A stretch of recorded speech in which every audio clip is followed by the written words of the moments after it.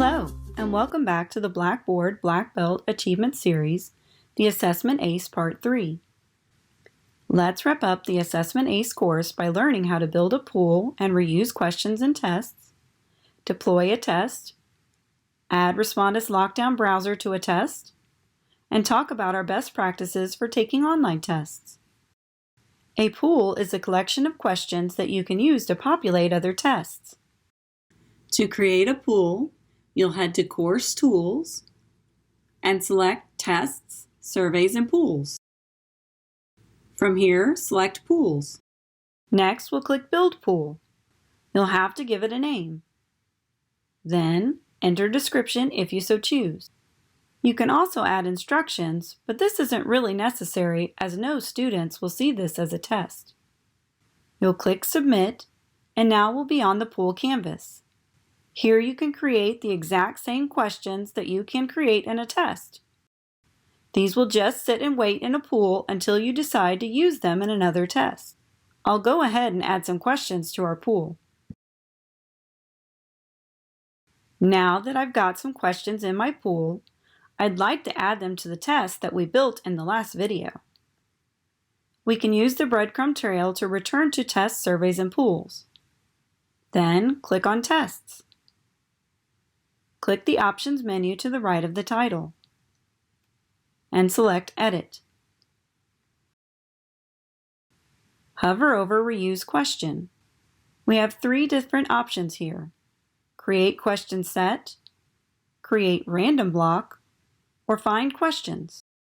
Creating a question set will allow you to pick and choose specific questions from your pools or other tests. A random block will pull a number that you specify of questions from another pool or test.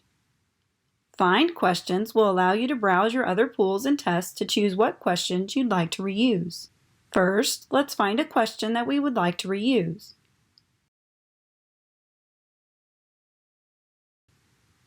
From the pop-up window, select the criteria.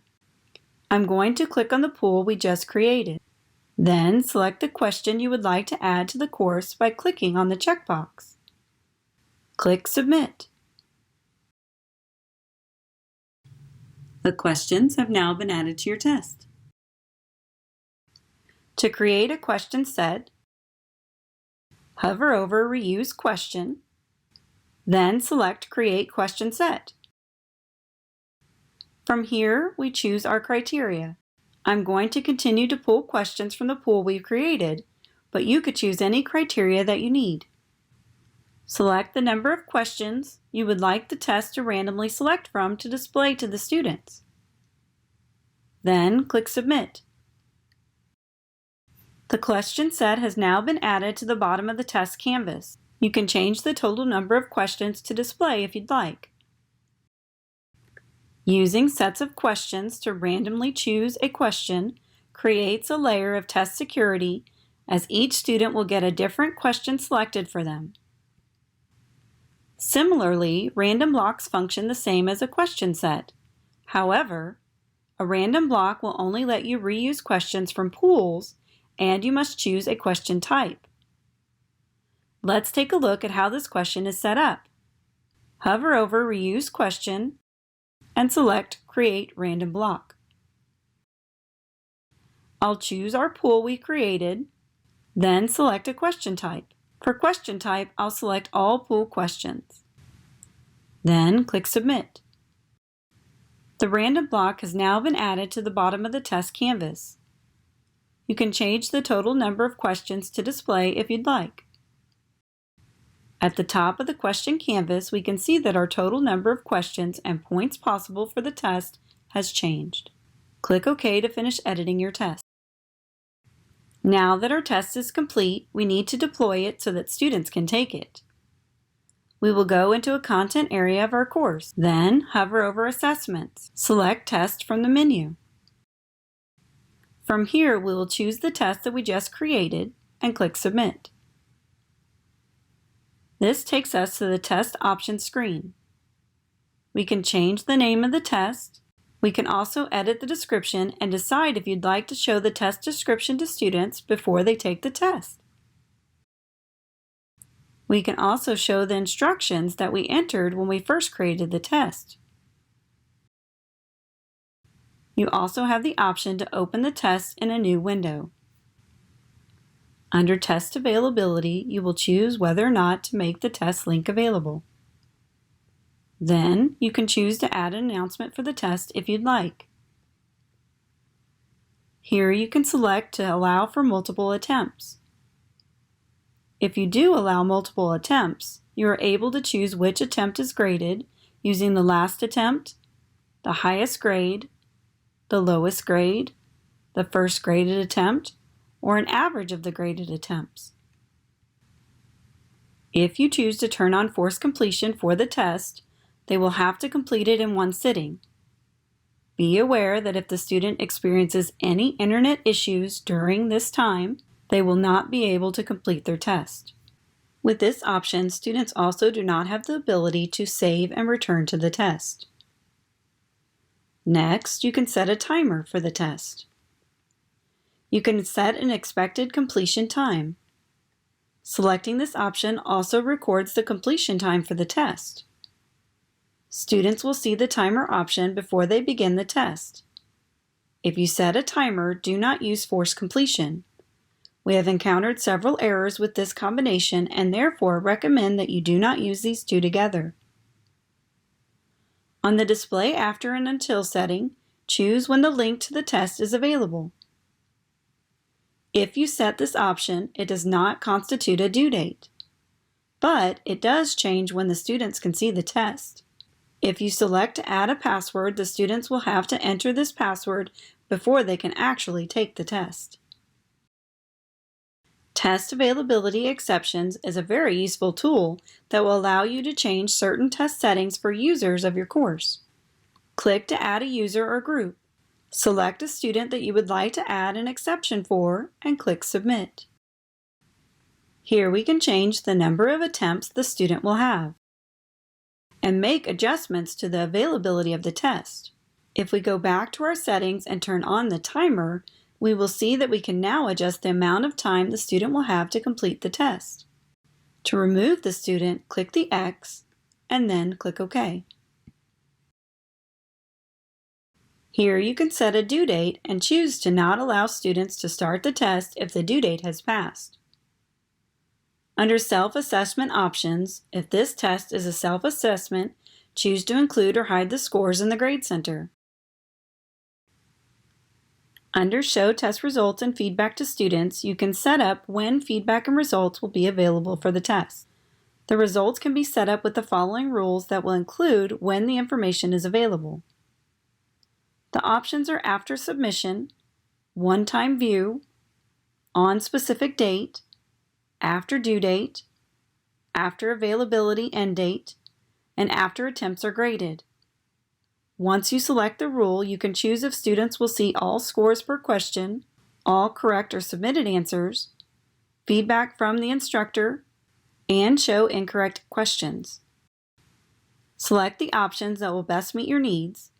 You can set up to 2 rules at one time.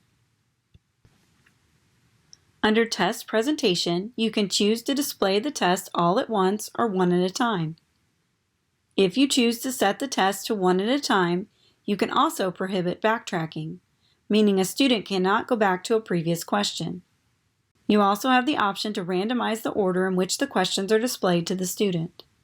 Once you have your test options set the way you'd like, click Submit. The test has now been added to the content area. While we were creating our test, we were able to add different levels of security by choosing to randomize our answers in the test settings and by using question sets and random blocks when we designed our test. Another way you can add security to a test is with the Respondus Lockdown Browser. Respondus Lockdown Browser is a custom browser that locks down the testing environment within Blackboard. When students use Respondus Lockdown Browser, they are unable to print, copy, go to another URL, or access other applications. Students must first download Respondus Lockdown Browser using our university's unique download link. The download link can be accessed from our online knowledge base. Click Knowledge Base from the navigation. From the knowledge base, you will navigate to the step-by-step guide for how to install Respondus Lockdown Browser. Type Install Respondus into the search bar, then click the link to access the article page. From here, students will be able to access the link that they need to download this application. We recommend that instructors create a practice test for students to test their devices. This will give students the opportunity to troubleshoot any issues they may experience before a formal exam. Students who have Chromebooks will not be able to use Respondus Lockdown Browser. They may want to borrow a device or use the computers in the library lab on campus. To add Respondus Lockdown Browser to a test, you will need to deploy the test into a content area in the course. We will use the test that we just created for this demonstration. Navigate to Course Tools under the Course Management area. Select Respondus Lockdown Browser from the Tools list. This will bring you to the Respondus Lockdown Browser dashboard. There are a variety of support tools such as video tutorials and helpful guides and more on the dashboard to ensure your success. You may want to review these resources before you get started. To get started, click on Continue to Lockdown Browser, the button located on the bottom right-hand side of the screen. Click the arrow next to the exam you would like to add Respondus to. Then select the settings from the drop-down menu. Here you will select to require Respondus Lockdown Browser for the exam. You can set a password for the exam if you'd like. Click the plus sign to access the advanced settings that are available. The first choice is to lock students into the browser until the exam is completed. This setting is not recommended outside of a proctored environment. If students experience internet connection issues or if there is an emergency, they are unable to exit the browser. Next, you have the option to allow students to take this exam with an iPad using the Lockdown Browser app from the Apple App Store. I recommend selecting this setting to allow students to use an iPad if they need to. It provides an alternate device option if they should experience issues on their computer. The option to allow access to specific external web domains allows students to access any page or link selected on a website domain that has been identified by the instructor. This is useful for ebooks and resources like databases. The Enable Calculator option allows students to have access to a calculator on the toolbar within the Respondus Lockdown Browser. The final option is to enable printing from the toolbar. You may want to include this option if the student needs to be able to print something to provide for the instructor. The Respondus Lockdown Browser can also be set up to require a webcam be on during the test. This is optional. You may want to see how many students have access to webcams before choosing this option. Click Save and Close when you have the settings set the way you like. The words "Requires Respondus Lockdown Browser" have now been added to your test title to notify students that they will need to use this tool in order to take the test. And now to wrap up the Assessment ACE course. Let's go over our online testing tips. First, system requirements. We highly recommend that students utilize Mozilla Firefox or Google's Chrome to take tests in Blackboard as opposed to Microsoft Internet Explorer. This provides a far more reliable experience. Second, we ask that you encourage students to log out between sessions in Blackboard. Leaving open sessions on one computer and then going to another one can sometimes cause errors.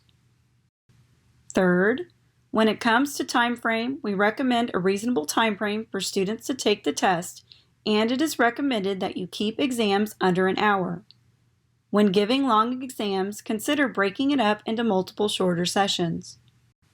Fourth, if you want to use Respondus Lockdown Browser with a test, have students take a practice test first to let them get familiar with the tool and to troubleshoot any issues they may have. This tool will not work on Chromebooks. Fifth, Remember to not use the timer and force completion together. We do find that this causes several errors in Blackboard and it's not worth the trouble. If you decide to use force completion and only give the student one attempt, you might run into issues as well. So you might have to clear the test or make an exception. That concludes our Assessment ACE course. To complete the course, take the final quiz that appears. You'll need 100% in order for the course to be considered complete. But don't worry, you'll have as many chances as you need.